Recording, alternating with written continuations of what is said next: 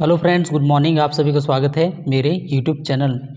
आज की वीडियो में मैं आपको बताने वाला हूं शिक्षक पात्रता परीक्षा 2024। ये इसका आवेदन मंगाया जा रहा है और इसका जो लास्ट डेट है वो है 7 अप्रैल 2024। यदि आप अप्लाई नहीं किए हैं तो अप्लाई करना मत भूलें। यदि आप DLED ये सब किए हों, यदि आप टीचर बनना चाहते हो तो आज की वीडियो में मैं आपको बताऊंगा कि जो टेट का जो एग्ज़ाम है, शिक्षक पात्रता परीक्षा है ना, शिक्षक पात्रता परीक्षा, इस परीक्षा में कौन शामिल हो सकता है ना, कौन योग्य है और उसकी शैक्षणिक योग्यताएं क्या है, इसके बारे में हम लोग आज इस वीडियो में डिटेल से चर्चा करेंगे, बताऊंगा। तो वीडियो पर बने रहिएगा। शुरू करने से पहले आपसे मेरी छोटी सी रिक्वेस्ट है, यदि आपने मेरे चैनल को सब्सक्राइब नहीं किया है तो सब्सक्राइब कर लें ताकि आपको ऐसी वीडियो मिलती रहे। तो चलिए शुरू करते हैं। सबसे पहला चीज़, छत्तीसगढ़ शिक्षक पात्रता परीक्षा 2024 में यदि आप शामिल होते हैं तो इसके नियम में साफ साफ कहा गया है कि कौन उत्तीर्ण होगा, किसे पास माना जाएगा। तो कुल अंकों में से जो 60% अंक लाएगा वही क्या होगा, उत्तीर्ण होगा। लेकिन ये जो 60% अंक है वो किसके लिए है, सामान्य वर्ग के लिए है। और जो आरक्षित वर्ग हैं ST SC OBC उनको कितना प्रतिशत अंक लाना है, 50% अंक। तो ये न्यूनतम अंक जो आपको लाना है टेट के एग्ज़ाम में, तभी उसको पास माना जाएगा, ठीक है, उत्तीर्ण माना जाएगा। तो सामान्य वर्ग के लिए 60% और जो आरक्षित वर्ग हैं उसके लिए 50%। कहने का मतलब ये है कि यदि 150 नंबर का होता है तो 60% लाने के लिए आपको कितने अंक सही करने पड़ेंगे, 90 अंक सामान्य वर्ग के लिए।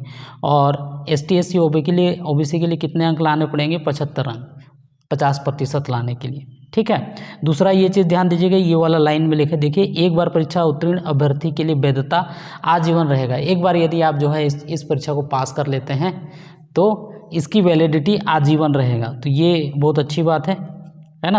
अब बात करते हैं इसकी शैक्षणिक योग्यता की।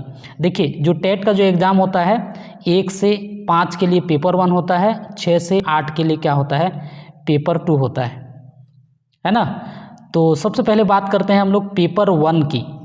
पेपर 1 जो प्राइमरी टीचर के लिए जो होता है ना, प्राथमिक विद्यालय में जो पढ़ाते हैं उसके लिए, तो उसके शैक्षणिक योग्यता क्या है ना।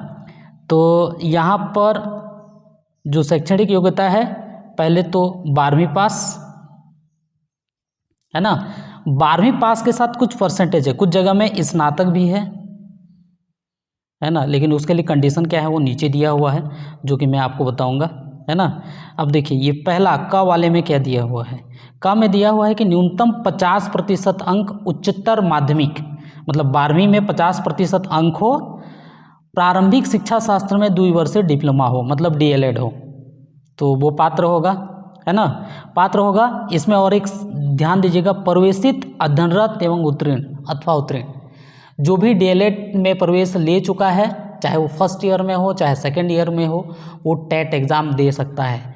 जो DLED नहीं कर रहा है वो टेट एग्ज़ाम देगा, पास भी कर लेगा, तो उसका मान्य नहीं होगा। इस चीज़ का ध्यान में रखिएगा, है ना। जो DLED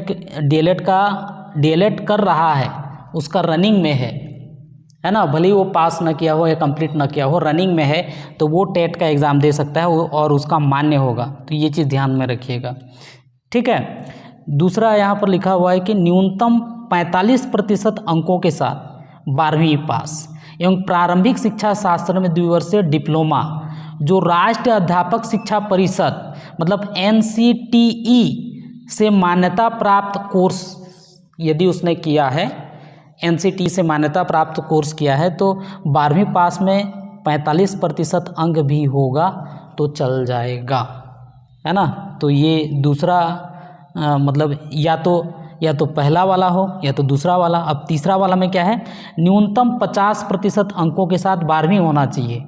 और BLED है ना, BLED क्या होता है, बैचलर इन एलिमेंट्री एजुकेशन, जो 4 साल का होता है ना, 4 साल का होता है। और ये छत्तीसगढ़ में मेरे ख्याल से ये वाला कोर्स लागू नहीं है।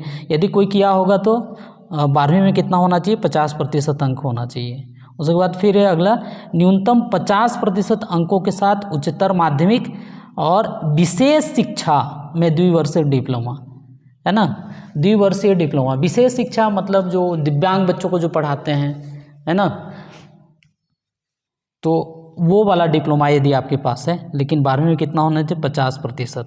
इसके अलावा भी यदि आप स्नातक हैं, ग्रेजुएट हैं और डीएलएड आपने किया है या आप कर रहे हैं, तो भी आप जो है टेट का एग्ज़ाम दे सकते हैं। तो यहाँ पर देख पा रहे होंगे, है ना, जो कोर्स है अलग अलग, है ना।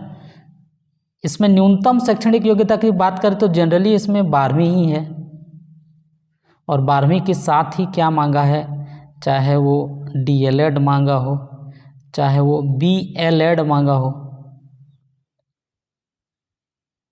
है ना, और विशेष शिक्षा वाला डीएलएड ये है ना।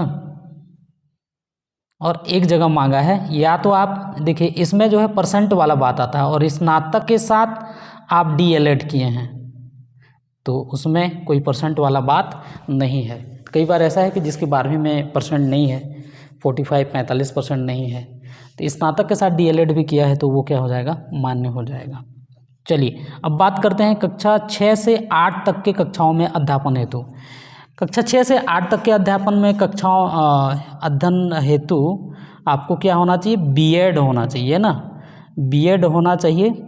और न्यूनतम शैक्षणिक योग्यता में क्या होना चाहिए, स्नातक या ग्रेजुएशन, बीएससी हो, बीए हो, बीकॉम हो, बीकॉम हो, तो ये सारा जो है ना ग्रेजुएट कोर्स हैं, और भी बहुत सारे ग्रेजुएट कोर्स हैं।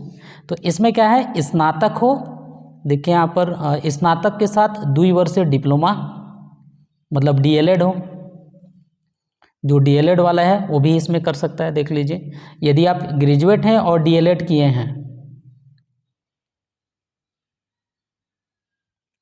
तो क्या हो जाएगा, मान्य हो जाएगा। ग्रेजुएट हैं और डीएलएड किए हैं तो फिर उसके बाद यहाँ आ जाइए, नीचे जब आप आएंगे, न्यूनतम 50% अंकों के साथ आप एक वर्ष वाला बीएड किए हो या 2 वर्ष वाला बीएड किए हो या कर रहे हो, तो वो भी क्या हो जाएगा, एलिजिबल हो जाएगा, योग्य हो जाएगा। न्यूनतम 45% अंकों के साथ स्नातक और शिक्षा शास्त्र में 1 वर्षीय बीएड हो, द्विवर्षीय बीएड हो, है ना, और एनसीटीई से मान्यता प्राप्त हो तो वो भी ये कर सकता है। ठीक है, इसी तरीके से न्यूनतम 50% अंकों के साथ, है ना, 12वीं पास हो और 4 वर्षीय बीएलएड किया हो तो वो भी इसके लिए योग्य हो जाएगा, है ना। 12वीं हो लेकिन 4 वर्ष का बीएलएड, ये बैचलर इन एलिमेंट्री एजुकेशन, ये 4 वर्ष का होता है, तो ये भी यहाँ पर क्या हो जाएगा, मान्य हो जाएगा, है ना, योग्य हो जाएगा। ठीक है, और यदि किसी ने 50% अंक 12वीं में पाया है और उसने बीएससी बीएड या बीए बीएड किया है, ये हमारे छत्तीसगढ़ में चल भी रहा है जिसको इंटीग्रेटेड कोर्स कहते हैं, तो भी वो क्या हो जाएगा, एलिजिबल हो जाएगा। इसके अलावा विशेष शिक्षा में कोई किया है ना, बीएड किया है विशेष शिक्षा में, और स्नातक में 50% अंक है तो वो भी इसके लिए क्या हो जाएगा, मान्य हो जाएगा। ठीक है, तो आपको समझ में आ गया, क्लियर है ना।